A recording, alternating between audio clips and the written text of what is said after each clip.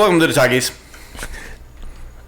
This is it. This is Talkies time. Talkies time. We're continuing with Kubrick Con today. My brothers. Clockwork Orange. Clockwork Orange, my Clockwork brothers. Orange. My brothers. My brothers. A little bit of the old Talkies. The old. I don't remember much of the film because I You watched have it so long ago. You've forgotten the film. I watched it like 2 weeks ago. Yeah. Please hold. We're going to rewatch the movie. I remember it vividly. It's a pretty vivid film, Yeah. honestly. Okay, so Clockwork Orange. It's a movie I don't think so, actually. I think this is a directed book. by Stanley Kubrick. Yeah. Stanley And he and someone else adapted it from a book called A Clockwork Orange. Most notably, to me, is the fact that he used the insane dialogue that's in the insane dialect. Yeah, I should say. absolutely love the dialect. It's crazy. Yeah, It it's is super cool. crazy. It really makes the movie what it is. Yeah. What's interesting about this movie and Kubrick's filmography is he's always adapting books, right? And he'll adapt books, and his process is like a book is like a seed for the rest of the movie. He'll make changes it's a prompt. to adapt it. It's like a prompt. Yeah, exactly. That's exactly right. But with Clockwork Orange, he was actually very true to the book. I've heard that. He didn't have to change very much. And he even said that in his own words. He didn't have too. to change very much. That's what he said. Yeah, he said, that's how he puts it. He's like with "I all didn't-" these other books, he had to make those changes. Yeah, he did for what he was going for. Yeah. And he felt like Clockwork Orange as a novel naturally lent itself to cinema more than some other books he's adapted. I have a little thing about that. Tell us your thing. I think. Let me make sure that I wrote this down because I wanted to make sure this is real. You made some notes. I do, man. This movie had a weird ending to me. First of all, by the way, I like the movie. Had a weird beginning and middle, too. It did. The whole movie was a bit weird. Yeah, a bit strange. The movie, I thought, had a weird ending because the ending is apparently not the real ending of the book. The book was written twice. They had one where the publisher took out the last part of the book. Oh. So, because it was written originally in the UK. Yeah. And they released the book, published it, and everything was fine. And then they went to the Americas, and the publisher said, hey, we should cut out the last part because then it leaves on a darker note, and it'll sell better.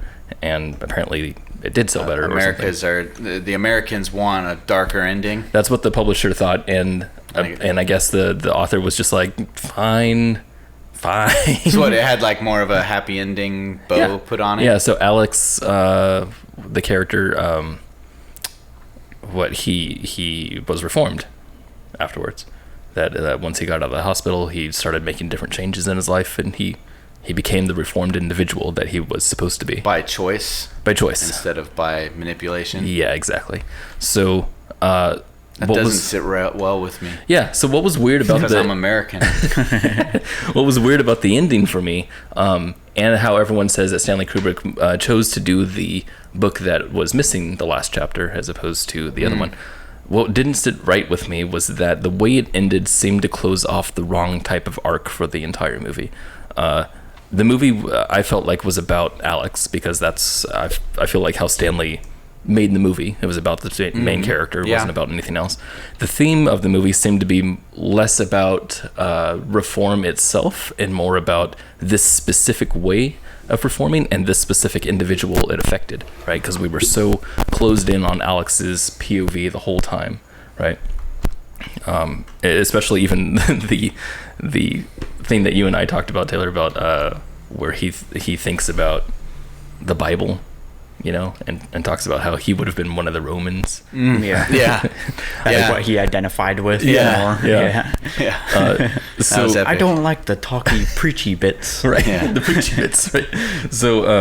So what that said to me at the very end of the movie is that we're saying, okay, so after all that stuff, Alex is just Alex again, which is fine. I don't have any problem with that. But it was a long conversation that happened between him and the guy who, what was this one? Yeah. Well, yeah, that conversation. Yeah. Who was the guy he was talking to? He was like the minister of something rather. He was a high up cabinet high up something, person, right? politicals. So that whole conversation was in the book, and it was because he, at that moment, it's supposed to be this big turnaround where you're just like, oh shit, the government has so much control that they interfered with this process and made him unreformed at this point. Yeah. And then It feels like he went back. Yeah, then he went back. Completely. And it's only because, because they're going to get him out of the hospital and everything's going to be fine because the government's going to take care of him now. As long as you don't say anything, that we did anything shady, everything's going to be erased. Right. That's what that whole conversation was about. And in the book, that's what the theme of the book was. The theme of the book was that the government is really shady. That's what I felt the theme of the movie was. The movie didn't feel That's that way all to I me. thought. I never thought it was about reform.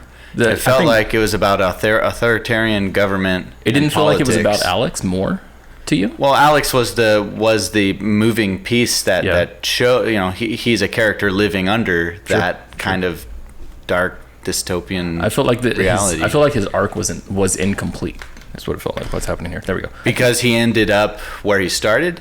No, just because naturally the movie seemed to be moving in that direction to where he's done all this crazy shit that at the very end something had to have happened. What kind of ending do you think would have I think the completed ending his that was arc? written would have completed the arc. You mean him being reformed? Yeah. So that would have left me deeply dissatisfied. Yeah, no, I think for all of us it's it more would about have. choice, right? Like, Yeah. it's the idea of choice, and he was not able to choose to be a bad person, and what that means. He wasn't able to choose to be a bad person. What do you mean? Right. The reform he goes through takes away his ability to choose to behave wrong, and what that means, and then and implying at that point you cease to become human. Well, and that was the position of the priest. Yeah. That it's not true reform if there's no Right. choice. That was the position of the priest. Yeah. Yeah. Yeah. And that's where the title Clockwork Orange comes from, actually. And I like that a lot. Explain that. The Clockwork title. Orange. I don't know that. It's like a metaphor, basically. The idea is an orange is an organic, naturally occurring thing, and then turning it into clockwork, turning it into something mechanical, and that's the fusion of Yeah. that. That's interesting. Yeah. That's what Alex is. Alex is a clockwork orange. It's a deep metaphor. Yeah, it's like crazy. Yeah. I like that theme. And I thought it was prevalent in the movie, but I felt like the way Kubrick directs is so intimate. I really felt like I was with Alex the whole time, and I really felt when he couldn't make those choices. And I was just like, wow, what a shitty situation to be in. I wonder what he's going to do next. But it's always been about that. It's always been about Alex. And so at the very end, when he was like, it felt like he's now no longer able to make those choices, even though he came back to the choice-making part since they, rearranged his brain or whatever. Like, it didn't feel like he completed anything. It didn't feel like he went anywhere. It felt like he was on his way to discover something more, even if it was to just simply not change. I wanted an extra chapter is what I wanted. I wanted more things to happen because it felt like I was cut short. Well, I feel like he was a victim. Yeah. Yeah, no, I definitely felt that. I felt like he was a victim, but I wanted to see what else he would do. Yeah, After that. I just figured he would die. I was left dissatisfied of that ending. Not I. I don't 100% feel that way at all. satisfied, and Yeah. I shun you. Oh no, You're being shunned. I'm being shunned right now. Yeah. Let's talk about the movie. Now let's talk about the movie.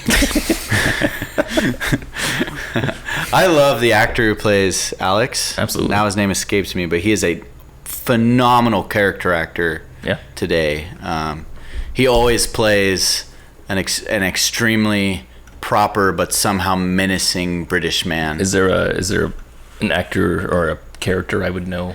He was in Heroes season 1. What's weird is you would recognize him Instantly. older, Yeah. way more than you would him Probably. the age he was. I'm sure. for the movie. That's Yeah. what I like when I saw that it was the same dude. I was like, You're what like, the? whoa, that's him? It's like that's Alex. I was like, oh, that's interesting. That's funny. Yeah, you'll recognize him. Watch I would this. like to. I'm watching. Watch this. Watching, you're gonna Hey, show him, you won't recognize it. Hey, watch it. He'll be like, no, I don't know who that is. Who's the, I don't know. Oh, See? that dude. Yeah. See? Yeah. See? See that? podcasters. See? For all those at home, see, listening. Well, for those listening, I'm showing a picture of a Caucasian elderly man with striking blue eyes and white hair. Well, that's awesome. That's like amazing. That makes me feel really good. That was the actor. That you knew. Yeah, you've seen him in a bunch of things. A lot of He's stuff, all yeah. over the place. Yeah. It's funny because you get, and often you have a role like that, an actor like that age, that young. Yeah, and that becomes their icon. And they do nothing else, Yeah. really. You Yeah. know, they kind of just become known as that guy who did that crazy thing. Yeah, and he continued. And he had a whole nother career of being a character actor more than a Yeah. leading man. Was he? No. Oh man, yeah. There's so many roles that I can think that he was in now. No. Oh, yeah. So I loved him. Holy cow. What Yeah. what an awesome performance. Yeah. Absolutely. great.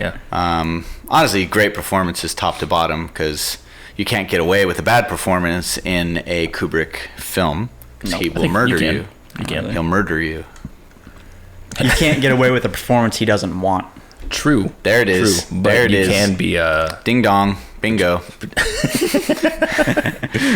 I guess at that point, it ceases to be about the actor and it's all about what Kubrick decided. Yeah, Yeah. it kind of is Yeah. with this, when you're that controlling. That's kind of crazy to me because that means if there's anything bad that you saw, that means that it's on Kubrick, right? Kind of. I mean, Yeah. if you're literally going to be the guy who's like, okay, 95 takes before Right. I'm going to say we're good, Yeah.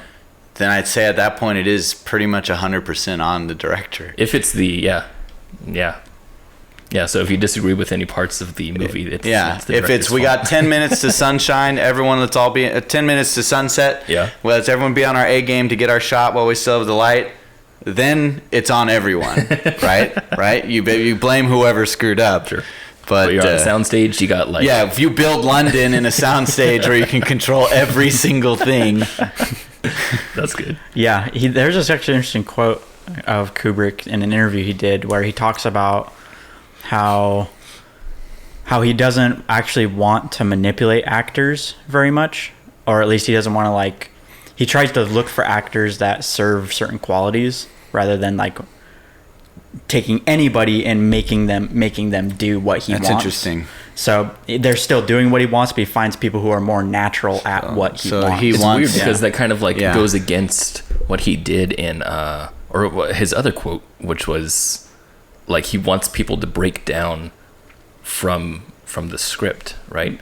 Like maybe in his eyes that's just getting actors to their purest form. Yeah, Maybe, yeah. Because I mean, he for Eyes was an Wide old quote, Shut, too. he was Early 60s. seeking out Harrison Ford. Yeah. Because the character in Eyes Wide Shut was designed to be a Harrison Ford-like person. Right. Right.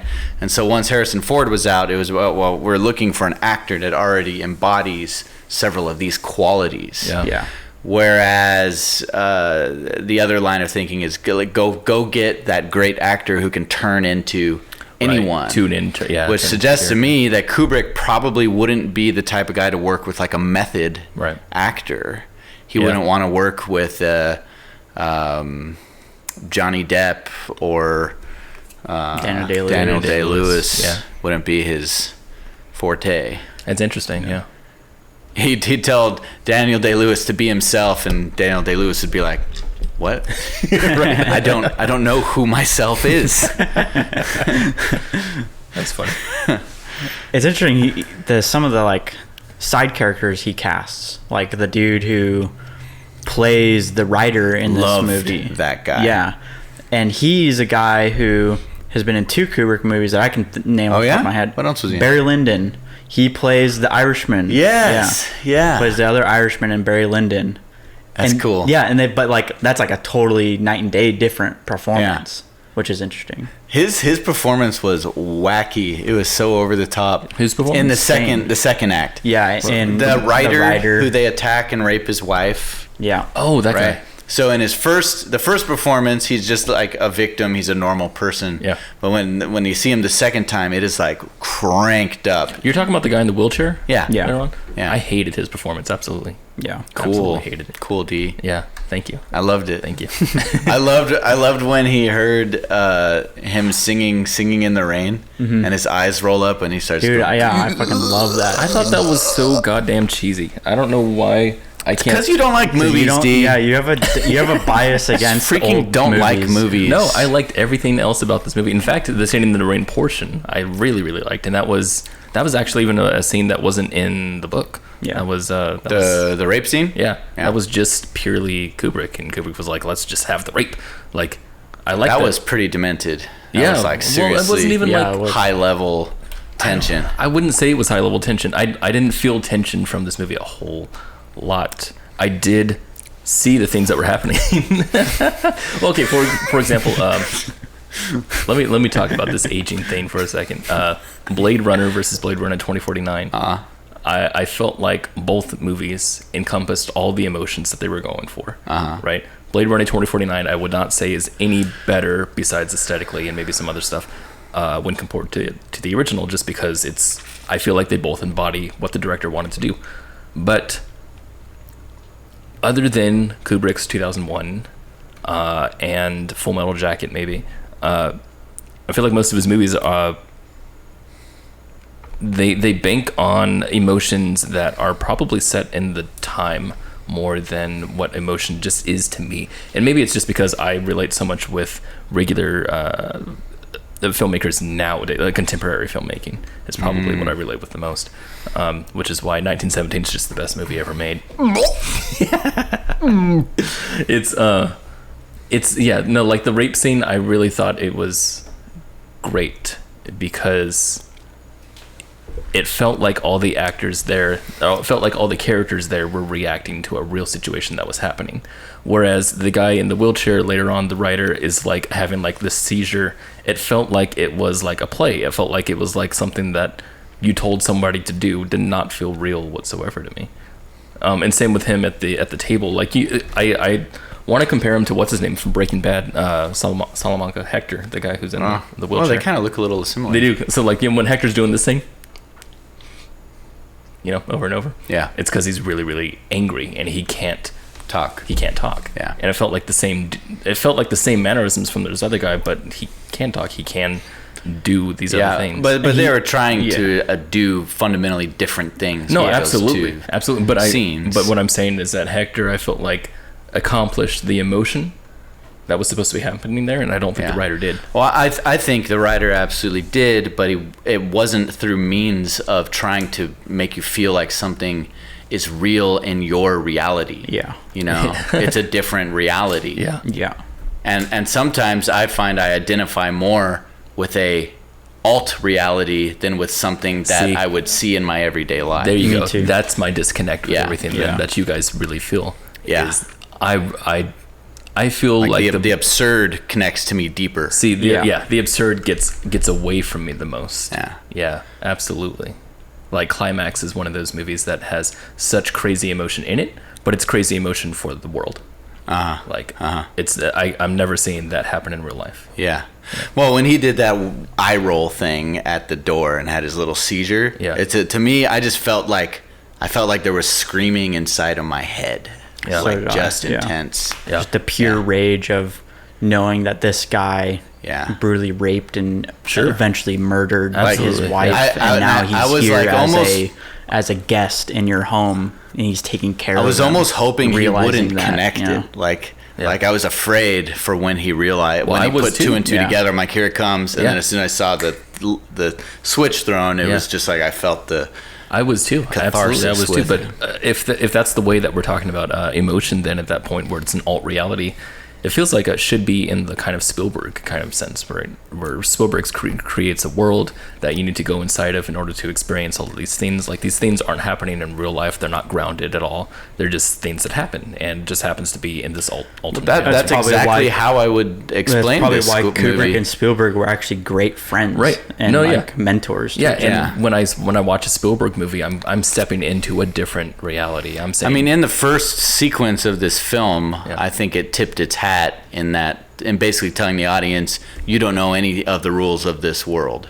yeah, This is a weird alt reality that you're not familiar with. yeah. We're going to say weird things. We're going to do weird things. And Well, we're the not going to stop and No, explain the them. universe I bought into. It was the human emotion that I didn't buy into, but that's just because it's Kubrick. I think that's what it is. It's You just don't like Kubrick. That's it. no, I think don't like him. I think that's You it. don't No, like him. definitely think that's it. But like That's the reason why I connect so much with 2001: Space Odyssey, is because there's not a whole lot of that in there.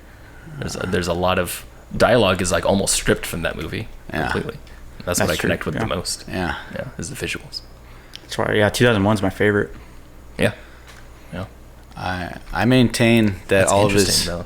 I don't see similarities in his movies almost at all. Oh, I completely. I know you do. Yeah. I see a lot of similarities and differences. Like I feel like he is very purposely choosing. Now I'm going to make a movie like this, and now I'm going to make a movie like this, instead of saying I have one style and I'm going to keep doing it. I don't think he has one style. Consciously, he's trying to be completely different. No, consciously, absolutely. And I would say in Full Metal Jacket, Full Metal Jacket is like the most different from like all of his movies. I would say even 2001, I guess would be that way too. But yeah, I definitely feel the guy Spartacus. That's happening here. I'm not counting Spartacus. But yeah. That's interesting, though. The absurdist thing that you talked about, I think that's really interesting. That, like, the heightened sense of alt reality emotion is something that you guys really connect with, something that disconnects me. I thought that was that's you. My favorite movie of like the last 5 years is The Man Who Killed Don Quixote. Yeah. Which is definitely absurd alt reality. Yeah. I dig that.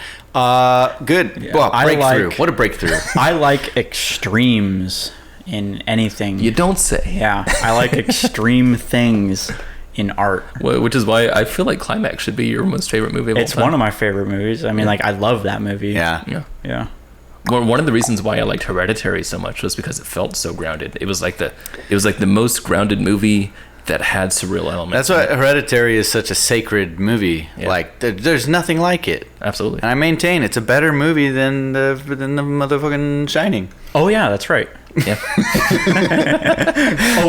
It isn't. It isn't. It isn't. Okay, here's something. Okay, The Shining I felt like was also super over the top emotion, but I totally bought into it. So maybe that's. I mean, you know what's funny? I was almost more bothered by Jack's performance. Yeah, we talked about that. In The Shining. Yeah, you said that maybe it was a little over the top. Same with you. You said that too. Because like it could have used a little more absurdity to get all the way there. Like it was just kind of. That's interesting. It was like trying to be absurd while grounded, and it just didn't quite. That's funny. It wasn't quite enough for me. That's really funny. So maybe that's why you like surreal stuff better. Yeah. So because like in The Shining, I felt like it stood out as absurd. Yeah. Whereas in Clockwork Orange, I feel like it was a part of an absurd world. Yeah. I would definitely say the world was absurd. You know, whether that's a cinematic world. It was a bonkers. No, it was the absolute reality that it may. Yeah. Why did him and his cronies wear like athletic cups? I thought that was amazing. It's sexually charged. Like this is a world where like definitely I get that much. Yeah, like fetish shit and like sexuality is like just pervasive. Normal. Yeah, like it's just a standard in its like style.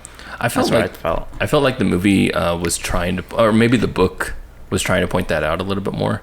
Like I didn't like, as much as there's phallic imagery in the whole movie, and as much as there's very overt sexual stuff in a lot of the visuals and aesthetics, it never felt shocking to me, and I don't know if it was supposed to feel shocking or not. I felt like it was supposed to be. I think it's just a result of the source material more than I don't think he's like, oh, this is gonna shock people. No, I wonder if the source material was like that. The source material is based off of a true story that the writer encountered. The writer was inspired to write A Clockwork Orange by it's actually a very dark story. He was in a coffee shop in Russia, and some basically Russian teenage hooligans came up to the window and like a little gang, and were staring at him, who was a foreigner, obviously out of place, and they were just basically kind of like mocking him through the window, making faces at him, and being overall intimidating and intense, like Alex and his droogs are. And eventually they actually did rape and brutally assault his wife. And so the writer of this, then he took that and wrote Clockwork Orange based on that story. That was the impetus of it. So the writer in Clockwork Orange is a stand-in for the actual writer. What about so what about that is the sexually charged part? Rape. Is it just the rape? Well, what do you mean? Like, why is the world filled with this overt sexual theme? We were talking about shock. Yeah. Yeah. Why? Okay, so, but I mean, like the milk bar, the penis popsicles. The milk bar the felt penis like statue. a place that could have actually existed in like Paris. Yeah. Again, all these things though that we're seeing. Yeah. The penis popsicles. The girl that had the apartment just filled. You can get with penis sexual popsicles imagery. down in Midtown. Yes, you can. Yes, Yeah. I'm talking about why were all these things included in the movie? I've had one. They're real. I'm telling you, Thank you. they're good. It says something about humanity. Says something about the world. What do you think? Why do you think they were included? I don't know. I felt like it was there for. Oh, the filmmaker is a perv. I was. That's why. I'm all I'm saying is it's not there just for shock value. No, I mean, like, Yeah. was it there in the book? Was the Probably. book? I don't know. I haven't read the book. Like, I just wonder if the book was just like filled with all this sexual imagery, and if it was, what was it trying to say about it? Because it didn't. It may seem, not necessarily be trying to say anything other than that in this world. Yeah. Maybe from an intense repression or Yeah. something. Yeah. There's this great, just everyone's got dicks on the mind. I like I like that idea Yeah. the most. I felt like, because I don't know, subconsciously I felt like it was trying to say something and it wasn't working. That's what I felt. At the same time, if you take a lot of European culture and crank it up Yeah. a bit, that is kind of what you would have right now. Yeah. Like sexuality is much more pervasive Mm-hmm. in Europe and the UK than it is in the United States. It didn't feel shocking whatsoever to No, me. not at all. Yeah, yeah. Me neither. It felt like it fit in. Everyone was normal. No, it felt normal. Yeah, is what I mean. Yeah. And I'm like, if it wanted, I felt like it wasn't trying to be normal. Is what I felt like. But I felt like it was normal. I really liked the health spa character who had the phallic art collection. I did too. Yeah. I did not want her to die. No, I didn't. I was either. bummed. Yeah. Like, I really thought she was going to be the one to clock him, so he got arrested. Yeah. But it ended up being his droogs. Yeah. I was sad. I'm like, she's awesome. She was like so like bold and strong. Because it felt like everyone they harassed were really like weak, like victims. Yeah. Right. Yeah. And then she was the first one. I was like, get out of my house. Yeah. You know. And she died. I Liked her liked. cats. What's that? I liked her cats. Oh yeah, she had cats. Whatever happened to those cats? Like, it seemed like they just disappeared. Yeah, well, they did. They did. Well, you know, one of the most disturbing parts of the movie for me was like one that it just kind of glazed over, but for some reason it just stood out to me was during the lovely scene of him taking the two hookers over to his That's place. fucking crazy. That is a crazy. I've never seen that before. I loved that was scene so much. So amazing. And I loved Yeah. it because they do something with it that filmmakers usually don't. Yeah. And I love that. But what disturbed me a little bit was the part in there where one of the girls is getting dressed again and it's about to head out. He undresses and her. he undresses her again. Yeah. Yeah. That felt so invasive to me. They both end up trying to leave. Do they? Yeah, it happens 2 times. Yeah. So that right Yeah. there, yeah, that wasn't a very. It left me disquieted. I didn't like that. And the way it's shown too, it's fucking. I love the way it's crazy. shown. Yeah. I know, Yeah. I love Yeah. that too. I love how it's just glazed over, like it's just part of his lifestyle. Yeah. And it happens so often. This is just what a he glimpse does. into his life. Yeah. Yeah. Dude, in the book it's even darker because those girls in the book are like 12, Oh, gross. and it's deliberate rape, non-consensual at all. that just sounds terrible. Yeah. That sounds absolutely terrible. Okay. Jesus. Gross. Yeah. So It's a good thing we have Stanley Kubrick to tone it down a just bit. Tone it down. Dude, like, What? that's toning it down. Like what you see that happen in the movie. That's toning That's it down. the sugar-coated, Yeah. whitewashed. Yeah. That's pretty crazy. even Lolita, the movie Lolita wasn't even that yeah. explicit. Yeah. Stanley Kubrick. What else can we say about Clockwork Orange? I like it. I think after he goes to jail, it gets a little slower. After he goes to jail. Yeah. I don't remember what happened after that. Oh, where he's like interviewed and stuff, and he Yeah. starts reading the Bible. Now. Once he gets processed, going through the process of going to jail. Oh, I love that part, dude. Yeah. Yeah, that I part love was that part awesome. so much. Yeah. Yeah. It feels like the first 45 minutes of this movie could almost be a standalone, like. It's Piece. weird because you were talking about the non-submersible units that Uh-huh. he does, right? And I didn't feel that at all in this movie. Yeah, I think that's something he got better at over time. This is definitely Yeah. like a 3-act movie. Like, yeah. very this clear feels Yeah. very, 3-act. yeah, it feels Yeah. very linear. It probably comes from It's the book- pre-jail, the jail, and the post-jail. Right. And that's Yeah. the movie. Yeah, exactly. I like that a lot about it. Yeah. It's probably my favorite structured part of Kubrick because Kubrick does those kinds of structures that I don't really like so much. So I like this basic 3-act thing because it felt really good. All right. Sounds good. Fine. All right then. All right. Anyway, D likes that, huh? Okay. Yeah. It was definitely a 3-act structure. he definitely was. Definitely was. Definitely was. What do you think about the cinematography? Anything I like it. I particularly like it. noteworthy? There was one shot that for some reason is just stuck in my head, and it's the one where we follow him backwards, and when he's walking through that little town square area just before he gets to the hookers, and he like checks out a magazine, and he's like dressed in like this pimp outfit almost, and he has a staff. That outfit Yeah. was amazing. Yeah. Oh, Yeah. did you notice the 2001 Space Yes. Odyssey record? How did you Oh, not notice? I noticed that the first time. Yeah, Yeah. I didn't notice it this time. I thought that was funny. It was Yeah. like front row Yeah, facing it's the right camera. there. Yeah, yeah. That shot is in my mind just stuck. Like when I think Clockwork Orange, I think of that shot. I think of the shot where he's driving down the road with his droogs On the car? Yeah, the rear projection. It The rear looks- projection. Yeah, it is. It Yeah. looks so like cartoony. It is very cartoony. it's like Mr. Toad's Wild Ride. It is. Yeah, Yeah. yeah. I want to do that. I want to do rear projection car like that. It looks really funny to me. I'm in. I'll do it with Like, you. it looks. It to me like it's so intense. Like It's crazy how obviously fast not it looks real. like because it makes it look like it's going faster than you could Yeah. in reality. Yeah, that's what I get too. I like more like Quentin Tarantino's thing where that drive, that really close wide lens that he used in Kill Bill, just behind Uma Thurman's head. Oh, you mean right before she had a car accident? Before she actually had the car accident. And- Yeah, that Yeah. looked tremendously fast and at the same time very realistic. Yeah.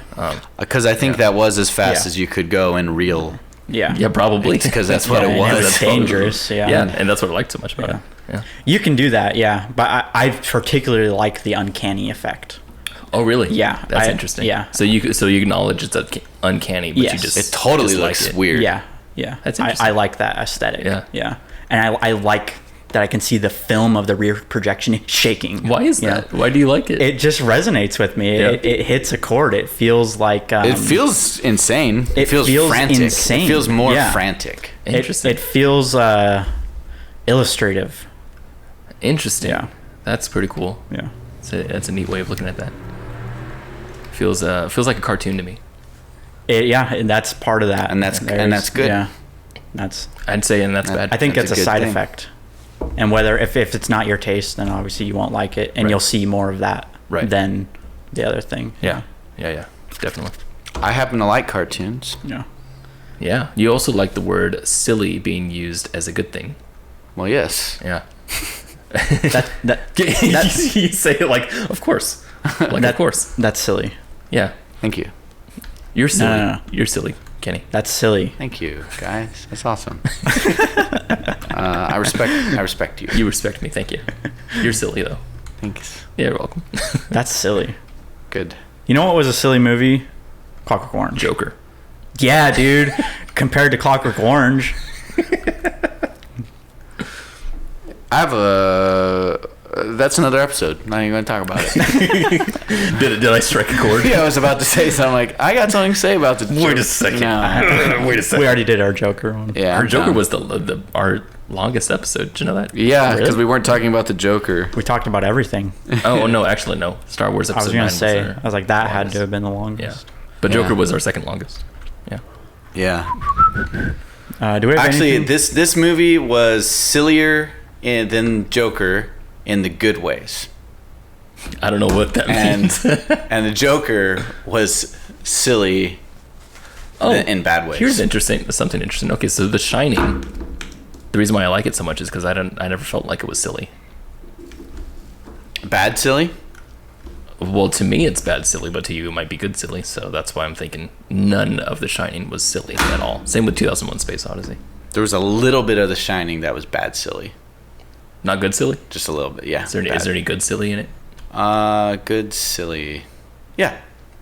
Interesting. Yes, there was some good silly. Interesting. Good silly and bad silly. I love it. What do we say about Clockwork Orange? Good movie. I'd say it's an awesome movie. Pretty much flawless. Satisfies me in every way. And that's it. That's all I have to say. It's kind of like a really good like pepperoni pizza. Damn. Like just a real good one. Well, let's roll with that for a second. I know we've never done this before, but say Clockwork Orange was a pizza. I can't go there. That's insane. I know, but say it was. Say it was. Okay, all right. Imagine this. If So- Clockwork Orange was a pizza. What kind of pizza would it be? This all sounds a little nuanced. What do you think, Taylor? Pepperoni pizza. Wow, that's amazing. If this was a pizza, I'd say it was a pepperoni pizza also. It would be a pizza that was like the most delicious pizza ever, but you could only obtain it by brutally beating the pizza delivery man and raping his wife in front of him. That's the only way, huh? Yeah. Well, I don't think But I'm ever after gonna taste that, it would be pizza. delicious. Jeez. Well, any pizza after that would be delicious. Oh shit. What does that mean? D, you're being silly. No, I'm being silly. Bad silly, actually. That's bad silly. That's bad silly. Hella bad silly. It's honestly it's a gourmet style stuffed crust pizza. Like imagine if a stuffed crust pizza wasn't made by Pizza Hut, Sure. but by like a fine pizzeria. Yeah. As would be this movie. Boom. Boom. Yeah, I think I really particularly like the first like 30 minutes of the movie. So it's a pizza I think- that's yeah. cut in two halves. Yeah, like I love the whole movie. I think it's a great movie. I don't really have much to critique of it. Taylor, we're talking about pizza right now. I don't give a shit about pizza, dude. Pizza is bullshit. I fucking hate pizza. Oh my I God. agree. Yeah. Oh my God. Pizza's terrible. Pizza ain't even In fact, real. we should stop this rating Guys, you guys system. are being bad silly right now. Can we have a new rating system where we compare Yeah, let's do movies stars. to soup? Let's do out of 10 I stars. don't really like soup though. I know. That's what's going to make it more challenging because you have these easy go-tos. Chicken noodle soup, chicken noodle soup, chicken noodle soup, chicken noodle soup. Fine. We will compare it to species of tree. Trees. I got it. Why don't we compare it to other movies? No. A Clockwork Orange is a lot like... That's funny. When you said 1917. stars, you meant like out of 5 stars? Yes. Because in my mind, I was like, Clockwork Orange is like Polaris. Because It's like Beetlejuice. Because it's about to go supernova. And 0 out of 100. So 100 Clockwork being the Orange, best, 0 Clockwork being the Orange worst. is a pizza where it's a cheese pizza. It's just plain cheese. no but it's- toppings. No. Just cheese is toppings. Cheese is toppings. Okay. Cheese is a topping? Cheese is not a topping. No, it isn't. Listen to me. Cheese is not a okay? topping. ingredient. We have high-rise crust. Okay, high-rise crust. We have Too cheese. yeasty. Shut up. It's a cheese pizza on a high-rise crust, and it's just really damn good. Okay. It has oregano, sea salt, Oh, but no toppings. oregano, sea salt, and pepper. Yeah. No toppings. Fuck you. Pineapple. It has pineapple on it. Oh!